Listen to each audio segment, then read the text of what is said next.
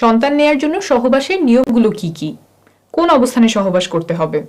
সহবাস করার পরে কি নির্দিষ্ট ভঙ্গিতে শুয়ে থাকতে হবে? ঘন ঘন বীর্যপাত করলে কি পুরুষের প্রজনন ক্ষমতা কমে যায়? এমন অনেকগুলো প্রশ্ন আপনাদের কাছ থেকে এসেছে। এই ভিডিওতে বিষয়গুলো সহজ করে বোঝাবো। একদম হাতে কলমে দেখিয়ে দিচ্ছি। এটা হচ্ছে একজন নারীর কোমরের অংশের মডেল। এই দুটো হচ্ছে কোমরের হাড্ডি আর এইটা হচ্ছে মেরুদণ্ড। আমরা নিচে চলে যাই। এই ওপরে যে ছোট্ট ছিদ্রটা দেখতে পাচ্ছেন, এটা হচ্ছে প্রস্রাবের রাস্তা, এদিক দিয়ে প্রস্রাব বের হয়। তার নিচে এই যে এই ছিদ্রটা দেখতে পাচ্ছেন, এইটা হচ্ছে যোনিপথের ছিদ্র। এখান দিয়ে মাসিকের রক্ত বের হয়, প্রসবের সময় এই রাস্তা দিয়েই বাচ্চা বের হয় এবং সহবাসের সময় এই রাস্তাতেই বীর্যপাত হয়। আর নিচে যেটা দেখতে পাচ্ছেন, এটা হচ্ছে পায়ুপথ, এখান দিয়ে মল বের হয়। এখন আমরা চলে আসি ভেতরে কি আছে। সবচেয়ে উপরের ছিদ্রটা ছিল প্রস্রাবের রাস্তা, তাই আমাদের প্রস্রাবের রাস্তার পেছনে আছে মূত্রথলি। এখানে প্রস্রাব জমা থাকে, তারপর প্রস্রাবের রাস্তা দিয়ে বের হয়ে যায়। এখন আমরা আসবো যোনিপথের রাস্তার পেছনে কি থাকে। সন্তান ধারণ বোঝার জন্য এটাই সবচেয়ে গুরুত্বপূর্ণ। যোনিপথের পেছনে থাকে এই জিনিসটা, আস্তে আস্তে বোঝাই। এই যে দেখছেন ছিদ্রটা, এটাই হচ্ছে যোনিপথের ছিদ্র। এদিক দিয়ে রক্ত বের হয়, এদিক দিয়ে বীর্যপাত হয়, আবার এই রাস্তা দিয়েই বাচ্চা প্রসব হয়। তো এইখানে হচ্ছে আমাদের বীর্যপাতটা হয়। বীর্যপাত হওয়ার পরে শুক্রাণু এইখান থেকে চলে যায় জরায়ুতে। জরায়ুটা হচ্ছে এই জিনিসটা, এই যে এইটা হচ্ছে আমাদের জরায়ু। ভেতর থেকে কিরকম দেখা যায়? ভেতর থেকে এরকম দেখা যায়। আমি আরেকটা ভালো মডেলে এই যোনিপথ এবং জরায়ুটা দেখাচ্ছি। এই যে এটা একই, এই জায়গাটা, এইটা হচ্ছে আমাদের যোনিপথের ছিদ্র। এদিক দিয়ে মাসিকের রক্ত বের হবে। ভেতর থেকে যদি আসি, তাহলে এই যে এইখানে আমার যোনিপথের ছিদ্র, এইটা হচ্ছে যোনিপথ, আর এই যে এইটা হচ্ছে আমাদের জরায়ু। সহবাসের সময় এই জায়গাটাতে বীর্যপাত হয়। এইখান থেকে শুক্রাণু জরায়ুর মুখ এই পর্যন্ত পৌঁছাতে লাগে মাত্র কয়েক সেকেন্ড। এখন অনেকে আমাকে প্রশ্ন করেন যে সহবাসের পরে কতক্ষণ চিত হয়ে শুয়ে থাকতে হবে, পা উঁচু করে কতক্ষণ রাখতে হবে, কোমরের নিচে কয়টা বালিশ দিতে হবে, বা শুনেছি অমুক অবস্থানে সহবাস করতে হবে, কিন্তু ওই অবস্থানটা আমার কষ্টদায়ক হয়। এই যে যতগুলো কাজ বললাম, এই কাজগুলোর কোনোটা গর্ভধারণে বা সন্তান ধারণে উপকার করে এমন কোনো প্রমাণ নেই। তাই এগুলোতে যদি আপনার কষ্ট হয়, তাহলে এগুলো করার কোনো প্রয়োজন নাই। আপনার যদি ভালো লাগে তাহলে করতেই পারেন।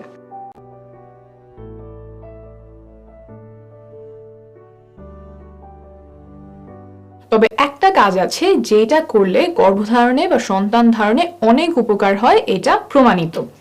সেটা হলো সঠিক সময়ে সহবাস করা। সঠিক সময় বলতে এই যে এখানে যে বীর্যপাতটা হলো, তারপর শুক্রাণুর কিন্তু অনেক দূর পর্যন্ত যেতে হবে। শুধুমাত্র জরায়ুতে গেলেই হবে না, জরায়ুর পরেও আরো রাস্তা আছে, সেটা আমি দেখাচ্ছি। এই যোনিপথ পার হয়ে, জরায়ু পার হয়ে নালী পর্যন্ত আসতে হয়। এই যে জরায়ুর দুই পাশে যে জিনিসটা দেখছেন, এইটাই ডিম্বাশয়। এইখানে ডিম্বাণু থাকে, তারপর ডিম ফুটে বের হয়ে নালীতে আসে।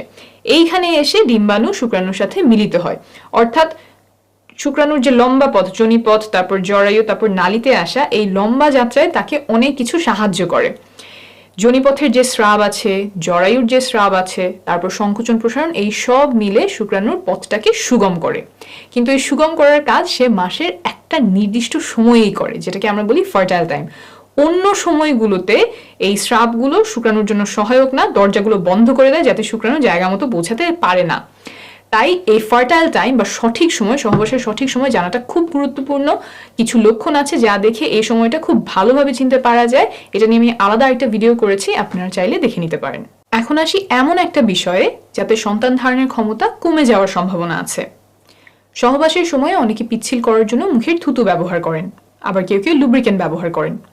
ল্যাবে পরীক্ষা করে পাওয়া গেছে যে থুতু এবং কয়েক ধরনের লুব্রিকেন্ট শুক্রাণুর চলাচল ক্ষমতা কমিয়ে দেয়। তাই সাবধানতা বশত এসব পরিহার করার পরামর্শ দিচ্ছে American society for reproductive medicine. অর্থাৎ আপনি যদি থুতু ব্যবহার করেন, সেটা আপাতত বন্ধ রাখলে ভালো হবে। আর যদি লুব্রিকেন্ট ব্যবহার করতে হয়, তাহলে এই লেখাটা প্যাকেটের গায়ে দেখে কিনবেন।